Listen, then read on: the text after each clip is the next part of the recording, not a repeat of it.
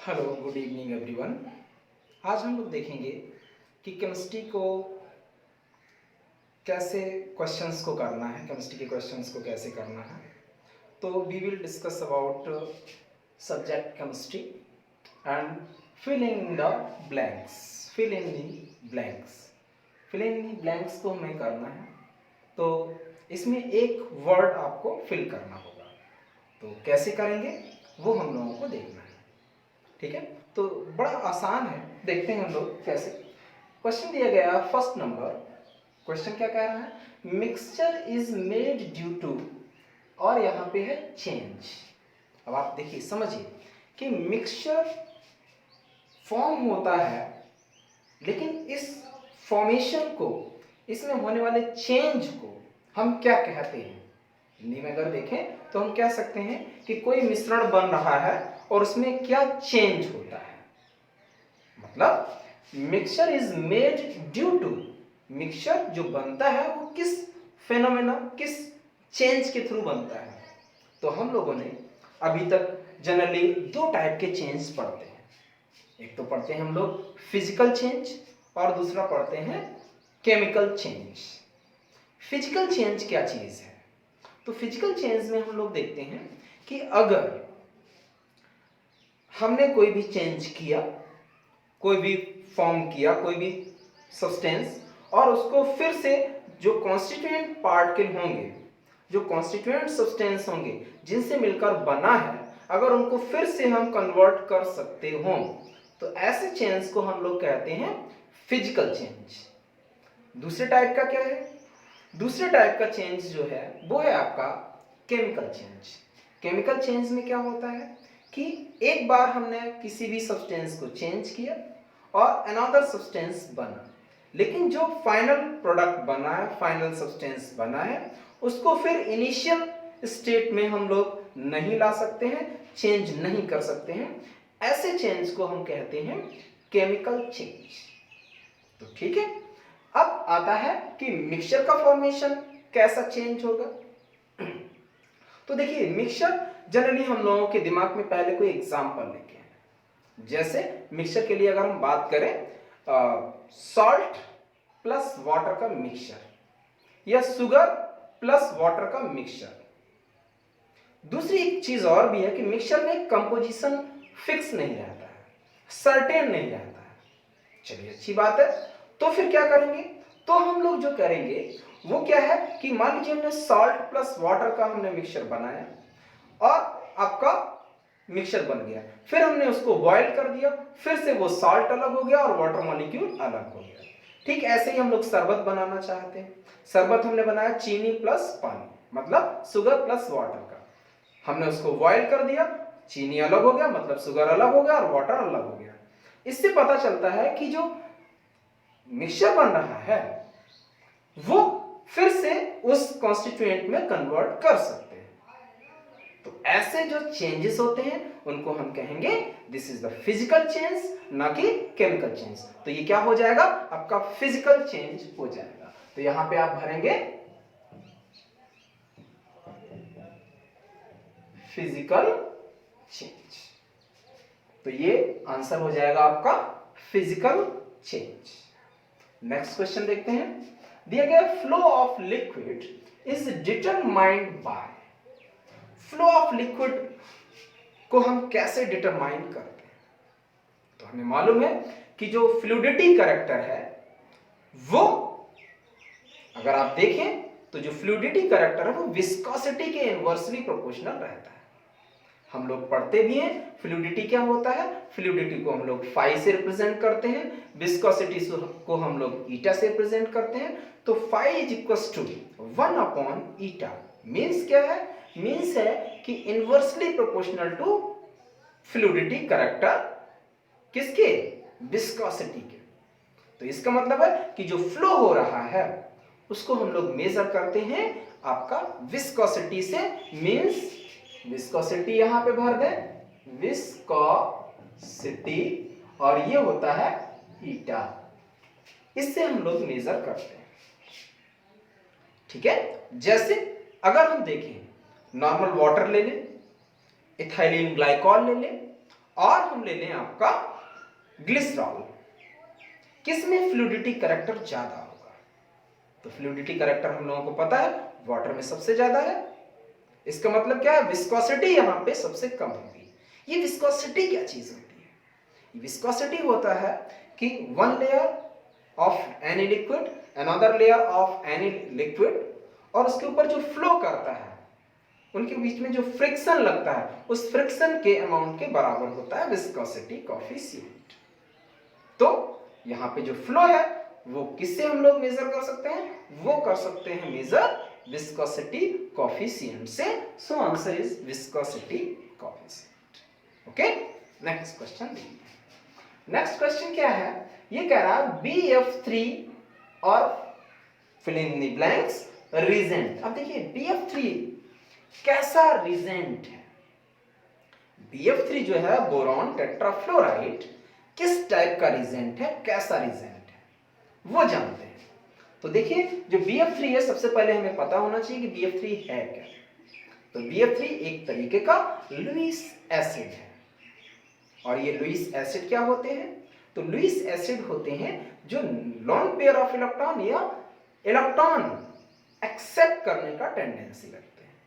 तो अगर electron accept करने का टेंडेंसी रखेंगे तो वो होंगे कैसे? अपना रिडक्शन करेंगे और दूसरे को क्या करेंगे? ऑक्सीडाइज करेंगे। इसका मतलब क्या है कि BF3 एक तरीके का ऑक्सीडाइजिंग एजेंट है। अच्छी बात है। यहां पे क्या करेंगे? तो या तो हम ये कह सकते हैं कि लुईस ऑक्सीडाइजिंग रीजेंट, या सिंपल हम कह दें ऑक्सीडाइजिंग रीजेंट, ऑक्सीडाइजिंग। या ये जनरली किस में इस्तेमाल होता है? पॉलीमराइजेशन में होता है।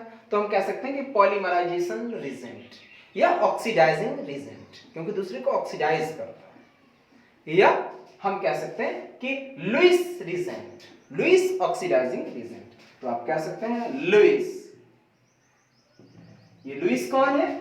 ये लुईस साहब हैं आपके साइंटिस्ट का। तो ये हैं आपके लुईस। तो लुईस के अकॉर्डिंग जो एसिड होते हैं, number of lone pair of electron या simple electron accepting tendency, that substance is known as Lewis acid, and the lone pair of electron donate tendency of any substance shows, so that's called Lewis base. तो यहाँ पे Lewis अम्ल की तरह काम करता है। जो BF3 है वो इलेक्ट्रॉन को एक्सेप्ट करता है और दूसरे को ऑक्सीडाइज करता है। तो यहाँ पे आंसर हो जाएगा लुईस ऑक्सीडाइजिंग रीजेंट। ओके, या लुईस रीजेंट भी कह सकते हैं, या ऑक्सीडाइजिंग। तो इतना सबसे ज्यादा सही रहेगा, ये चाहो तो आप हटा भी सकते हैं। इसके बाद आता है the process is heating natural rubber with sulphur. बड़ी अच्छी बात है।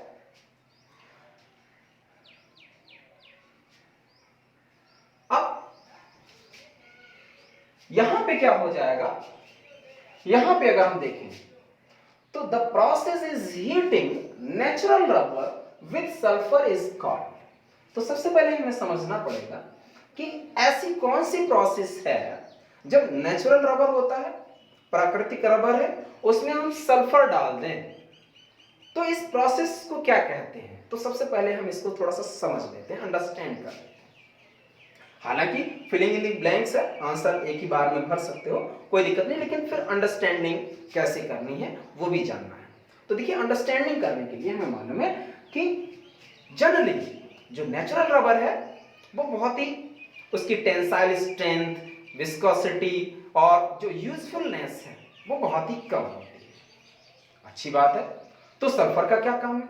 हम क्या करते हैं कि सल्फर अगर हम 373 टेम्परेचर से 415, ध्यान रखिएगा 373 केल्विन टेम्परेचर से 415 केल्विन टेम्परेचर तक हम नेचुरल रबर को गर्म करते हैं और उसमें 5% सल्फर डाल देते हैं, तो उसमें जो क्रॉस लिंकिंग हो जाती है, एक पॉलीमर हम लोग चैप्टर पढ़ते हैं 12th में, तो उसका उसी में ये लिखा हुआ है कि जो सल्फर मिलाते हैं इस प्रोसेस को हम बोलते हैं वल्कनाइजेशन या वल्कनाइजिंग। वल्कनाइजेशन कह सकते हैं या वल्कनाइजिंग कह सकते हैं। और ये सल्फर कितने परसेंट मिलाई जाती है? तो 5% मिलाई जाती है। कितना टेम्परेचर होता है? 373 से लेकर के 415 केल्विन टेम्परेचर तक हम इसको गर्म करके वल्कनाइजेशन करते हैं। ये वल्कनाइजेशन करने का रीजन क्या है? कि उसको और ज्यादा यूजफुल हम लोग बना सकते हैं। ओके, तो यहां पे जो आंसर होगा, द प्रोसेस इज हीटिंग, और ये हीटिंग कितने तक होती है? आप देख सकते हैं यहाँ पे जो हीटिंग करते हैं वो 373 केल्विन से 415 केल्विन के बीच में होती है। और जो सल्फर डालते हैं वो कितना परसेंट डालते हैं? 5% डालते हैं। और इस प्रोसेस को क्या कहते हैं? इस प्रोसेस को कहते हैं वल्कनाइजिंग या वल्कनाइजेशन। तो लिख सकते हैं हम लोग इसमें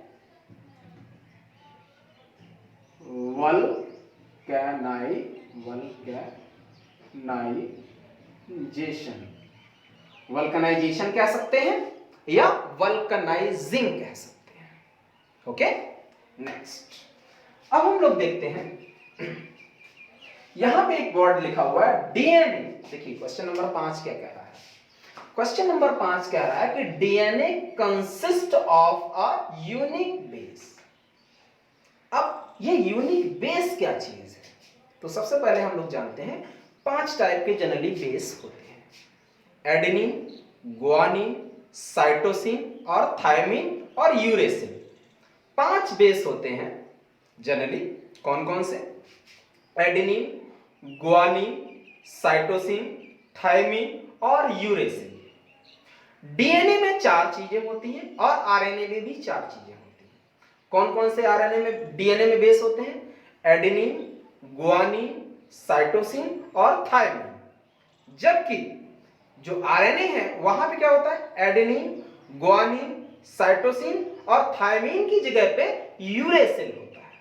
इसका मतलब क्या है? इसका मतलब है कि जो डीएनए में एक स्पेसिफिक, उसको डीएनए और आरएनए में जो स्पेसिफिक नेचर रहता है या उनको आइडेंटिफाई कर सकते हैं, या उनमें जो डिफरेंस है वो किसका है? डीएनए में थायमिन होता है और आरएनए में आपका यूरेसिल होता है। तो यहां पे जो डीएनए में हम कहेंगे तो क्या होगा? DNA consist of a unique base. वो यूनिक बेस क्या है? वो यूनिक बेस है थायमीन। तो थायमीन चाहो तो आप लिख सकते हो थायमाइन। ठीक है, थायमाइन। अगर हम देखें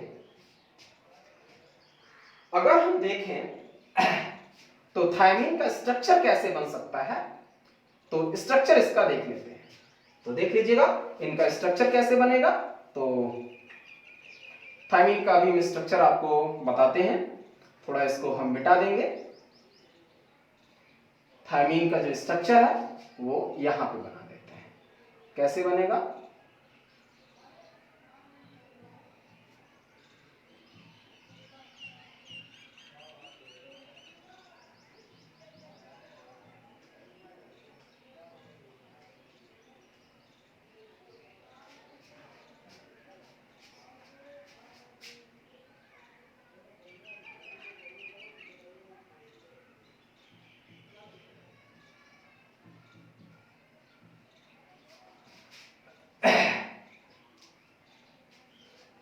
ये आपका थायमीन का स्ट्रक्चर है।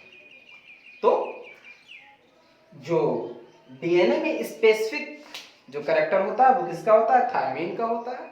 और आरएनए में जो होता है वो होता है आपका यूरेसिल। बाद बाकी 3 जो बेस पेयर हैं वो आपके दोनों में ही कॉमन होते हैं। तो थायमीन का स्ट्रक्चर क्या है? वो ये।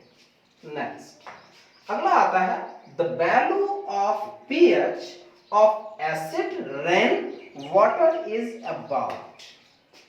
ध्यान दीजिएगा कि यहां पे कहा गया है कि जो एसिड रेन है उसका जो पीएच है वाटर का वो क्या होता है? तो जाहिर सी बात है कि एसिड एक वर्ड उसमें आ गया है। अब एसिड आया है तो हमें ये पता है कि according to Sorensen pH scale, Sorensen साहब ने एक पीएच स्केल बनाई है। उसके अकॉर्डिंग उन्होंने बताया है कि अगर 7 पीएच है तो नॉर्मल वाटर का होगा, उसमें ना तो एसिडिटी होगी और ना ही बेसिसिटी होगी। अच्छी बात है। अगर 7 से ज्यादा पीएच है तो उसके अंदर बेसिक नेचर पाया जाएगा, एल्कलाइन नेचर पाया जाएगा। अगर 7 से कम है तभी हम उसको एसिड कह सकते हैं। चलिए अच्छी बात है। तो जो एसिड रेन है, तो एसिड रेन में क्या प्रॉब्लम होती है, उसके अंदर एसिडिटी कहां से आ जाती है? तो जाहिर सी बात है कि 7 से तो कम होगा पीएच, लेकिन कितना कम? तो वो होता है आपका यहां पे the value of pH of acid rain water about 5.6 लगभग रहता है। लेकिन अगर बहुत ज्यादा एसिडिटी आ गई तो वो चीज, आंसर तो आपका ये हो गया, लेकिन अगर हम इसका रेंज देखें, कई बार ऐसा होता है कि बहुत ज्यादा एसिडिक नेचर हो जाता है और उस एसिड रेन में बहुत ज्यादा एसिडिक नेचर होता है, लेकिन नॉर्मली एसिड रेन हम लोग इसको मानते हैं, लेकिन ये जो रेंज है वो यहां तक देखी गई है 3.5 तक गया है, लेकिन आंसर जो आपके लेवल में है वो इतना रहेगा। लेकिन आप जानकारी के लिए आप जान सकते हैं कि वो रेंज यहां तक जा सकती है और गई भी है, कई बार ऐसा हुआ है। प्रॉब्लम आती है कि ये एसिड रेन होता क्या है, कैसे हम जानेंगे? तो देखिए यहां पे तो ज्यादा जगह नहीं, लेकिन मैं ओरली बता दे रहा हूं होता क्या है, कैसे हम जानेंगे कि एसिडिक नेचर इस रेन के अंदर आ गया है। तो देखिएगा, जो नेचर में कार्बन डाइऑक्साइड है बिल्कुल है, वाटर की ड्रॉपलेट्स भी हैं, अच्छी बात है। आपको जानकर बहुत ज्यादा आश्चर्य होगा कि जितना भी ऑल ओवर वर्ल्ड में नदियों में, रिवर्स में जितना पानी होता है उससे 10 टाइम्स ज्यादा वाटर एटमॉस्फेयर में है। और ये मैं नहीं कह रहा हूं, ये आपका एनसीईआरटी फर्स्ट ईयर का बुक कहता है कि जितना नदियों में पानी है उससे 10 गुना ज्यादा एटमॉस्फेयर में नमी है। तो देखिए पानी को तो बहुत ज्यादा है और कार्बन डाइऑक्साइड भी एटमॉस्फेयर में रहती है, ठीक है।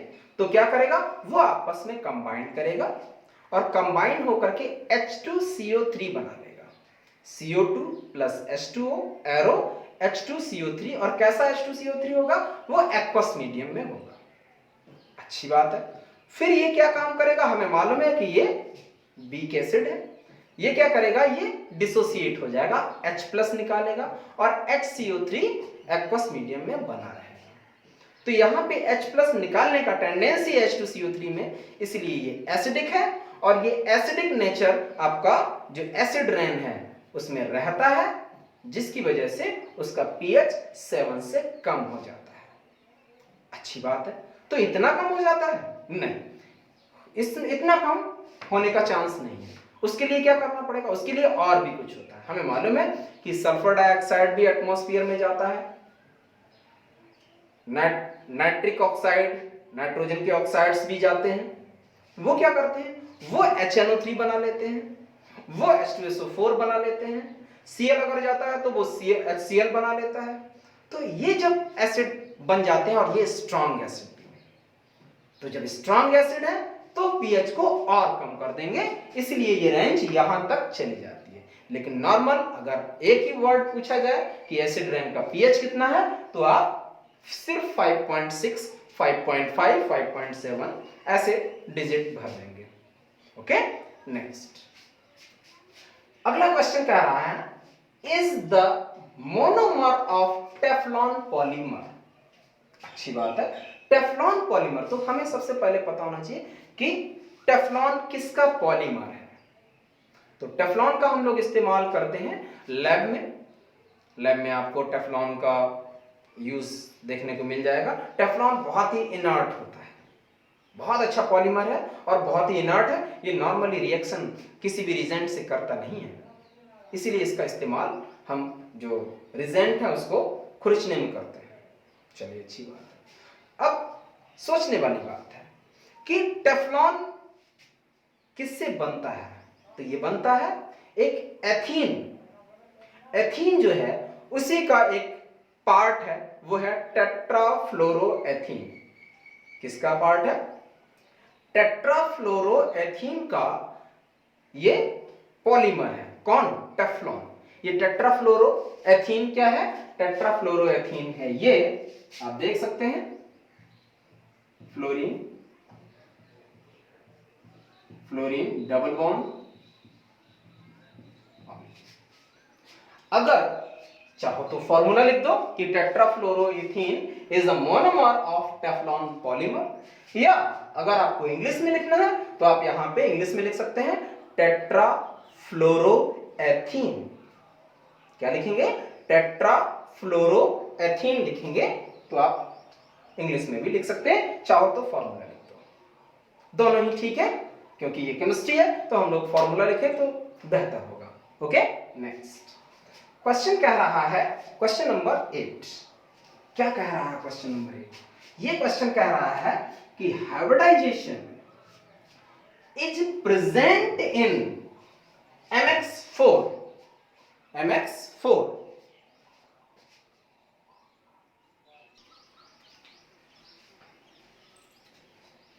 ओके। तो क्वेश्चन नंबर 8 क्या कहता है वो हम लोग देखते हैं। क्वेश्चन कह रहा है hybridisation is present in MX4, और जो कि M क्या है, M है आपका ग्रुप 14 एलिमेंट। अच्छी बात है, यहां से क्लियर होगा कि M 14 ग्रुप का एलिमेंट है। जैसे ही आता है दिमाग में कि 14 ग्रुप पीरियोडिक टेबल की बात कर रहा है, 14 ग्रुप में कौन है, 14 ग्रुप में है, बिल्कुल है, क्या क्या है आपका, कार्बन है, सिलिकॉन है, जर्मेनियम है, टिन है और लेड है। क्या क्या है, कार्बन, सिलिकॉन, जर्मेनियम, टिन और लेड, और नीचे अनंत आपका क्वाडियम भी है। ठीक, अच्छी बात है। तो हमें ये बात पता चल गई कि अगर ग्रुप 14 का एलिमेंट है तो उसके जो वैलेंस सेल है उसमें 4 इलेक्ट्रॉन होंगे। कैसे जाने, मान लीजिए हमने ले लिया कार्बन, क्या ले लिया हमने, कार्बन ले लिया। अब कार्बन का एटॉमिक नंबर कितना होता है, कार्बन का एटॉमिक नंबर 6, 2,4। अब देखिए वैलेंस सेल क्या है, आउटर मोस्ट सेल, तो वैलेंस सेल में 4 इलेक्ट्रॉन है। अब 4 इलेक्ट्रॉन है तो यहां पे X क्या है, X कोई मोनोवैलेंट है। क्यों, क्योंकि हमें कैसे पता चला, हमें पता चल गया क्योंकि यहां पे 4 जो लिखा है इसका मतलब है कि चारों इलेक्ट्रॉन से सिंगल सिंगल बॉन्ड उसने बनाया होगा। चलिए अच्छी बात है, बनाया होगा, हमने मान लिया बनाया होगा। चलिए तो मान लीजिए कोई पर्टिकुलर एक एग्जांपल ले लेते हैं, जैसे CCl, Cl, Cl और Cl, CCl4 ले लिया। अब यहां पे हाइब्रिडाइजेशन क्या होगा, क्या इसमें कोई लॉन पेयर बचा हुआ है, नहीं बचा हुआ है। किसका लॉन पेयर की बात कर रहा है, सेंट्रल एटम की बात कर रहा है। इसकी जगह पे क्या हम कार्बन की जगह पे सल्फर नहीं ले सकते हैं, बिल्कुल, सॉरी सिलिकॉन नहीं ले सकते हैं, ले सकते हैं, ठीक है। और क्या उसकी जगह पे हम जर्मेनियम नहीं ले सकते हैं, ले सकते हैं। तो यहां पे अगर हम हाइब्रिडाइजेशन इसका निकाल लें तो वही MX4 का भी हो जाएगा। अच्छी बात है। तो यहां पे क्या है, क्या इसके बैलेंस सेल में कोई भी लॉन पेयर बचा हुआ है, नहीं बचा हुआ है। तो हाइब्रिडाइजेशन कैसे निकालते हैं, तो हम लोगों को पता है कि हाइब्रिडाइजेशन संकरण कैसे निकालते हैं। संकरण निकालने के लिए, हाइब्रिडाइजेशन निकालने के लिए कितने लॉन पेयर ऑफ इलेक्ट्रॉन है, या हम कह सकते हैं कि लॉन पेयर ऑफ इलेक्ट्रॉन के साथ साथ कितने बॉन्ड पेयर ऑफ इलेक्ट्रॉन है, तब हम उनको कैलकुलेट करके जानते हैं। या दूसरा हमने जो तरीका हमेशा अपनाते हैं वो है कि how many sigma bond are present surrounding that particular atom is represent hybridization. अगर उसके बैलेंस सेल में लोन पेयर नहीं है तो क्या करेंगे, यहां पे कितने सिग्मा बॉन्ड है, 1 2 3 और 4। जब 4 सिग्मा बॉन्ड है, लोन पेयर नहीं है, तो यहां पे हाइब्रिडाइजेशन हो जाएगा 4 ऑर्बिटल वाला, कौन सा, sp3, एक s और 3 p, sp3 हाइब्रिडाइजेशन हो जाएगा। तो आप कहेंगे यहां पे sp3 is correct answer, hybridization is sp3। अच्छी बात। अब अगला आता है molecular formula of borax is, molecular formula of borax is, क्या है बोरेक्स का मॉलिक्यूलर फॉर्मूला। तो मॉलिक्यूलर फार्मूला हम लोग बचपन में याद करते हैं, कक्षा 6, 7, 8 में ही याद किया जाता है। तो बोरेक्स का जनरल नॉर्मल फार्मूला क्या है? नॉर्मल फार्मूला है Na2B4O7.10H2O। अच्छी बात है, ये तो हो गया। लेकिन अगर आप कभी एनसीईआरटी पढ़ेंगे या कोई और स्टैंडर्ड बुक पढ़ेंगे, अच्छी किताब पढ़ेंगे, तो वहां पे इसका रियल में ऐसा रिप्रेजेंटेशन नहीं होता। कैसा रिप्रेजेंटेशन होता है? तो हम लोग उसका सही रिप्रेजेंटेशन देखते हैं। आंसर तो हो गया है आपका, लेकिन इसका हम सही रिप्रेजेंटेशन देख लेते हैं कि क्या होता है। बोरेक्स, ये बोरेक्स होता है, आपको हम बता दें, Na2B4O5 OH का होल ट्वाइस, ब्रैकेट क्लोज, और बाहर लिखा मिलेगा .8H2O। ये एकदम सही रिप्रेजेंटेशन है बोरेक्स का। ठीक है, ओके।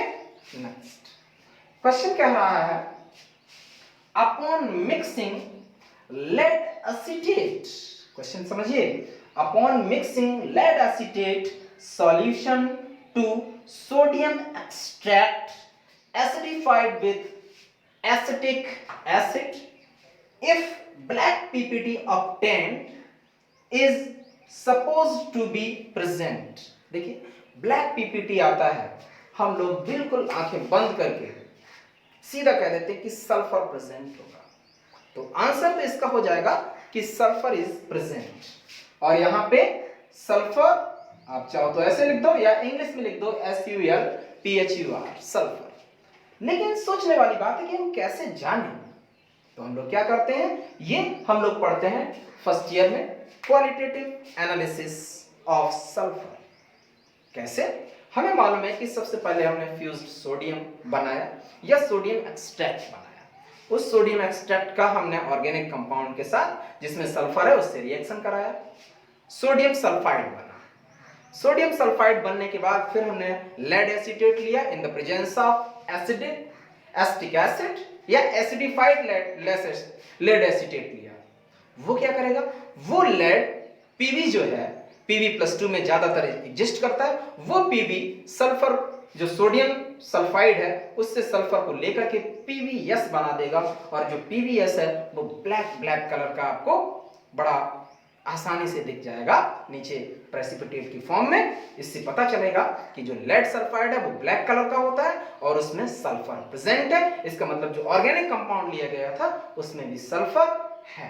तो ये सल्फर के लिए ये टेस्ट दिया जाता है। ओके, तो ये थे आपके fill in the blanks 10 question. Okay, thank you for cooperation.